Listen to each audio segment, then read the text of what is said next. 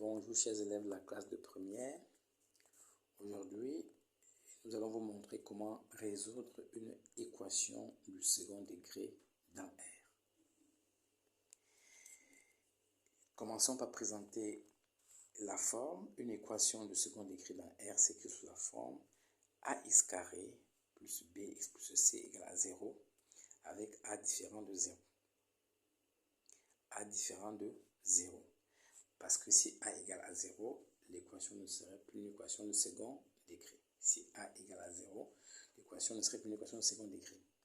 Alors pour résoudre cette équation, nous passons par le discriminant delta, défini par delta égale b carré moins 4ac.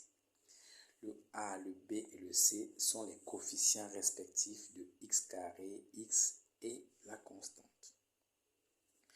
À la fin de ce calcul, qui est d'ailleurs fort simple, nous aurons un nombre réel qui peut être positif, qui peut être négatif ou qui peut même être nul.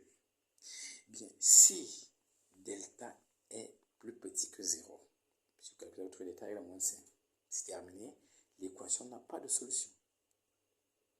Ça veut dire qu'on ne peut pas trouver dans R un nombre tel que, en remplaçant le x par cette valeur dans notre équation, on obtient 0. Donc l'équation n'a pas de solution. On dit que l'équation n'a pas de solution. Si par contre delta est positif, l'équation, j'ai appelé E cette équation, a deux solutions qu'on appelle encore racines. Autrement dit, on va trouver deux nombres qui vont vérifier notre équation. Ces deux nombres, on les appelle les racines ou encore les solutions de notre équation. Donc, comment fait-on pour trouver ces deux racines? C'est très simple. Ces deux racines, on les appelle x1 et x2. x1 comme première racine, qu'on calcule en appliquant la formule moins b. Le b qui est là, nous prenons donc l'opposé de b, moins racine de delta sur 2a. Et on fait presque pareil, sauf qu'ici on met plus racine de delta. Donc x1 et x2 ont presque la même formule. La seule différence, c'est devant delta. Là, c'est moins delta, moins racine de delta, et là, c'est plus racine de delta. Donc, dès que delta est positif, on peut calculer ces deux racines-là.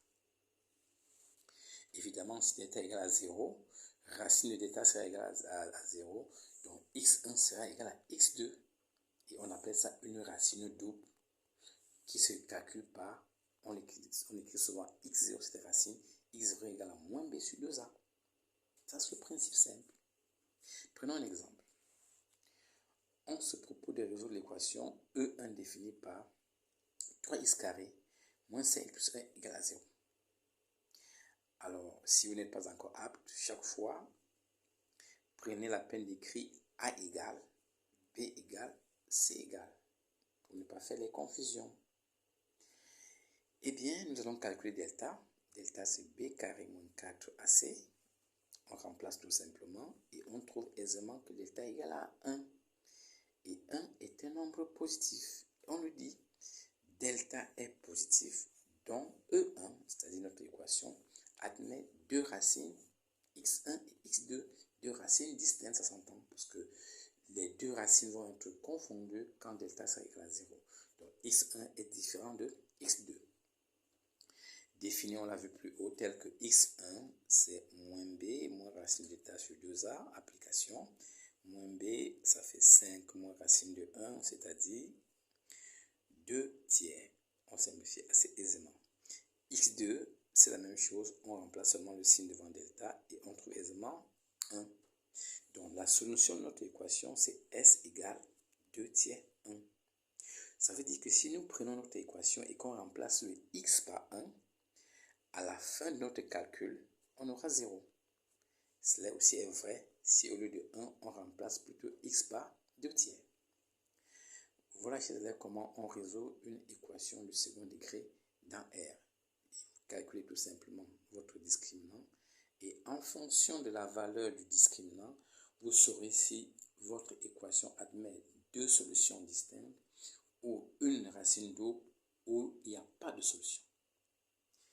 Il est important d'avoir cette maîtrise parce que cette résolution va vous permettre de traiter beaucoup d'exercices en mathématiques.